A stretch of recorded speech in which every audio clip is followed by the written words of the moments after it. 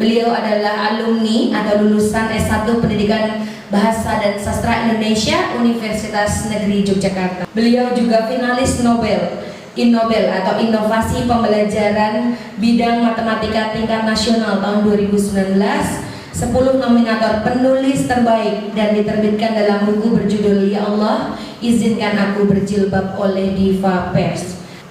Untuk hobi dan sebagainya nanti akan kita tanyakan pada beliau langsung. Inilah beliau, Ibu. Jangan lupa subscribe, pencet tombol merah.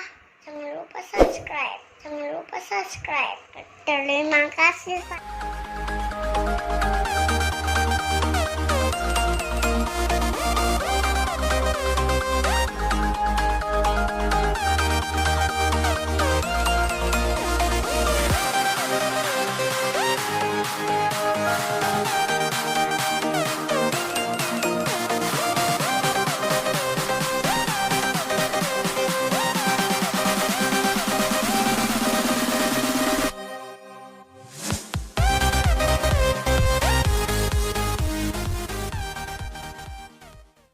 Assalamualaikum warahmatullahi wabarakatuh.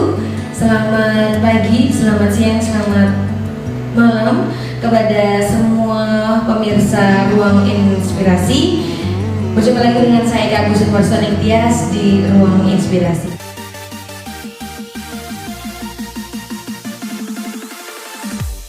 Layak untuk ditayangkan karena beliau memiliki segudang prestasi dan banyak sekali yang bisa dibagi di tengah kita semua. Sobat Inspirasi, di sini beliau ini adalah putri kelahiran Magelang 1 Mei 1979.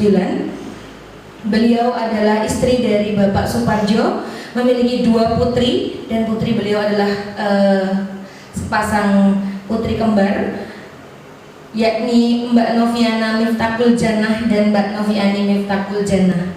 Beliau adalah alumni atau lulusan S1 Pendidikan Bahasa dan Sastra Indonesia Universitas Negeri Yogyakarta. Pengalaman mengajar beliau sudah puluhan tahun, mengajar di SD Muhammadiyah Kadisoka. Lebih kurang 15 tahun beliau mengabdi di sana. Riwayat prestasi sangat banyak sekali. Maka dari itu kenapa beliau kami hadirkan di Ruang Inspirasi, pastinya akan bisa menginspirasi teman-teman di luar sana. Beliau merupakan juara 1 guru berprestasi tingkat Kecamatan Kalasan tahun 2017. Beliau juga finalis Innobel atau Inovasi Pembelajaran Bidang Matematika Tingkat Nasional tahun 2019, 10 nominator penulis terbaik dan diterbitkan dalam buku berjudul Ya Allah, Izinkan Aku Berjilbab oleh Diva Pers. Beliau juga menjadi 10 nominator penulis terbaik dan diterbitkan dalam buku berjudul Kado Terindah untuk Ayah Ibu.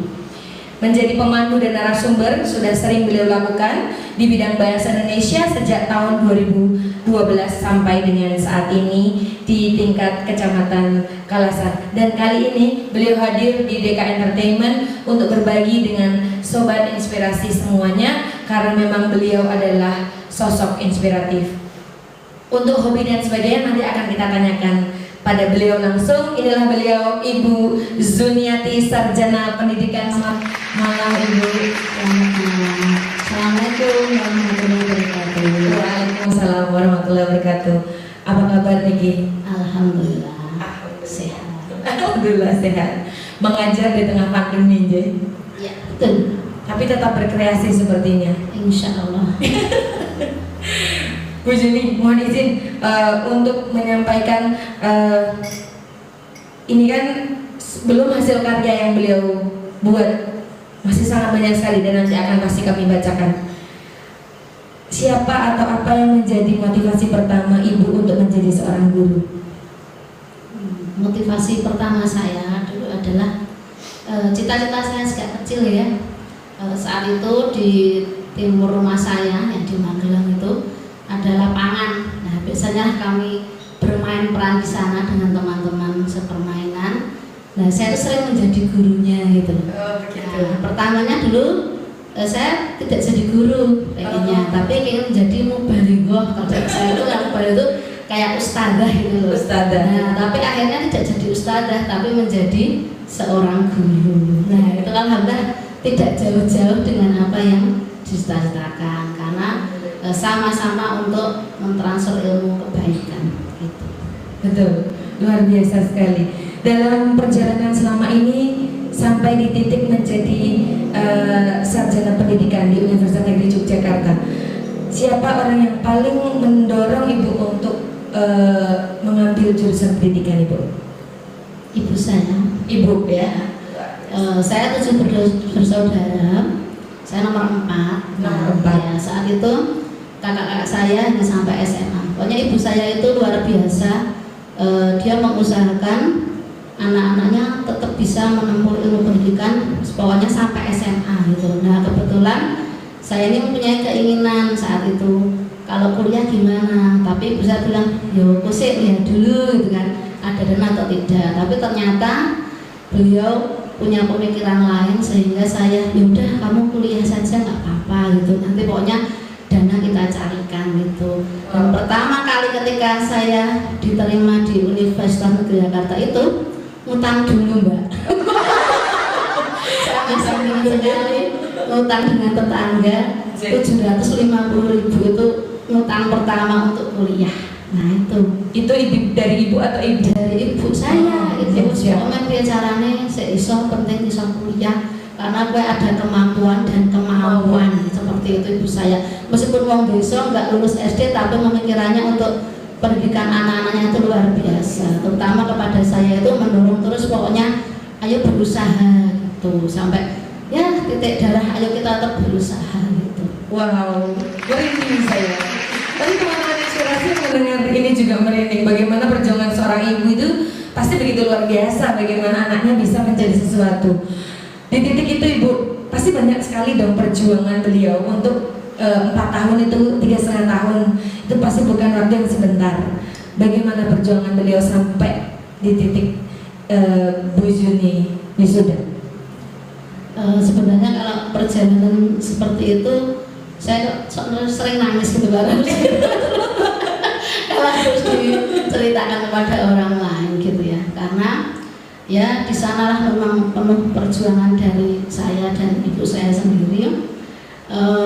Setiap saya itu mau ke Jogja itu kan saya mesti kadang pulang itu nggak mesti. Nah itu yang dibawakan ke saya itu bahan sembako itu Mbak, jadi beras, brambang, bawang, minyak seperti itu dibawakan semua. Saya penting tak bawa hari ini, kalau uang aku nggak punya, selalu kayak gitu. Jadi pokoknya saya hanya diberi uang yang cukup untuk pulang dan pergi dan pulang lagi nanti ke Magelang seperti itu. Kalau untuk pokoknya pas berangkat itu saya diberi uang cukup untuk ngebis. Nanti saya sampai di kosan, uang itu saya selipkan di bawah baju. Itu nanti besok kalau saya sewaktu-waktu pulang.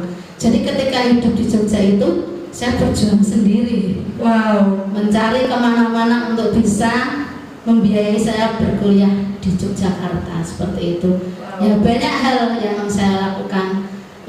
Kadang jadi pemandu wisata, kadang saya ngajar pramuka bersama teman-teman di Sanggar Pramuka UNJ seperti itu. Pokoknya semua kita ya saya lakukanlah demi untuk bisa berkuliah. Dan satu lagi saya melakukan itu mencari GNOTA. Saat itu adalah Gerakan Nasional Orang Tua Asuh. Saya tuh mencari sendiri siapa orang tua yang mau membiayai saya. Dan alhamdulillah yang mau saat itu adalah ibundanya Pak Anies Baswedan. Saat itu saya diundang ke rumahnya. Saya ketemu langsung dengan ibunya beliau. Di sanalah saya diwawancarai terus diterima. Sampai terakhir itu saya sampai lulus, beliaulah yang membiayai saya. Sekali lagi untuk Ibu Zumiati, di titik GNOTA itu mungkin bisa diceritakan di zaman itu bagaimana Ibu mendapatkan GNOTA. Mungkin di saat ini akan juga ada program yang sama mungkin Ibu. Cuman semangatnya yang kami butuhkan saat ini, generasi muda butuhkan saat ini adalah semangatnya Ibu. Bagaimana ketika memperoleh itu Ibu?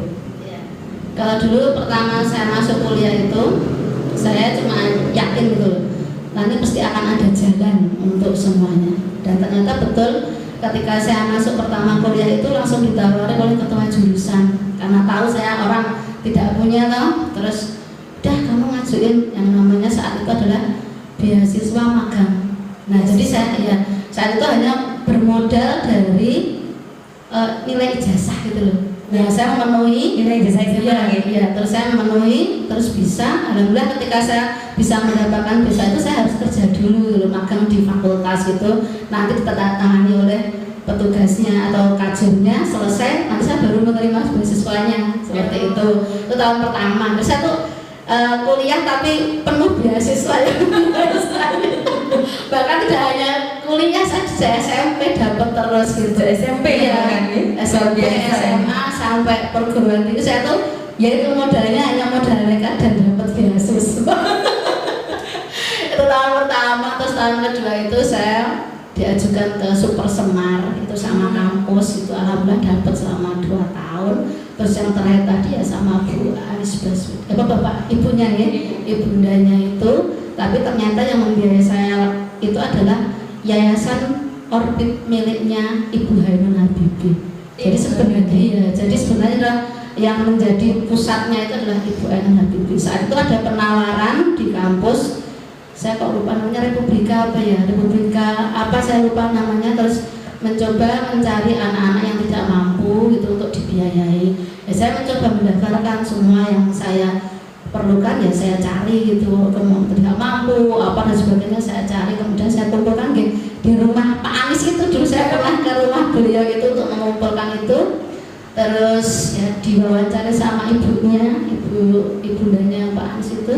Dan alhamdulillah berikutnya saya lolos selama 2 tahun sampai selesai kuliah, sampai selesai di tahun itu saya mencari sendiri saat itu siapa yang mau gitu. Dan alhamdulillah itu mau diwawancarai dulu, tapi ternyata wawancarai dulu apakah saya benar-benar tidak mampu atau tidak gitu. Sampai harus menyertakan rekening listrik juga, saya suruh sampai nyari-nyari ke rumah itu rekening listriknya itu berapa tuh. Ternyata ketika yang masih megang 450 itu ada kesempatan lah untuk lebih besar untuk mendapatkannya. Ya seperti itu. Wow, luar biasa sekali. Bahkan kalau tadi Bu Zuni menyampaikan bahwa sejak SMP itu selalu menerima beasiswa, ini bukan sesuatu yang kurang, tetapi menurut saya pribadi ini malah sesuatu yang wow, ini amazing. Maksudnya ini luar biasa ketika kita belajar dan ini ada yang membiayai tidak dari orang tua kita, ini berarti ada nilai plus yang kita miliki, dan ini yang dibutuhkan oleh generasi muda saat ini, Bu. Jadi spirit dan juga kemauan belajar yang luar biasa ini yang perlu kami peroleh dari sosok-sosok inspirasi seperti Ibu. Kemudian Ibu, ketika di titik itu sampai di titik saat ini, apa yang ingin Ibu ucapkan atau sampaikan untuk ibunda tercinta? Untuk ibunda saya yang ada di Magelang, ya, karena memang sudah sepuh ya, dan sudah sering sakit-sakitan, yang mesti menjadi cita-cita saya adalah semoga diberi umur panjang, selalu sehat, dan cita-cita saya yang belum tercapai untuk beliau adalah naik haji untuk beliau. Sebenarnya sudah saya daftarkan, Mbak. Sudah saya daftarkan Bapak dan Ibu saya, tapi tidak tahu karena ada pandemi ini mundur lagi. Padahal saya sudah mengajukan untuk bisa dipercepat kesempatan kami bisa menaikkan haji itu. Amin. Jadi harapan terbesar saya sekarang. Amin ya rabbal alamin. Semoga diaminkan oleh semua penonton DK Entertainment Ibu Zuni, dan setiap doa baik itu pasti ada panjangan tangan untuk sampai kepada Allah Subhanahu wa taala. Wow, baik Sobat Inspirasi, ini saya akan membacakan apa yang menjadi favoritnya beliau.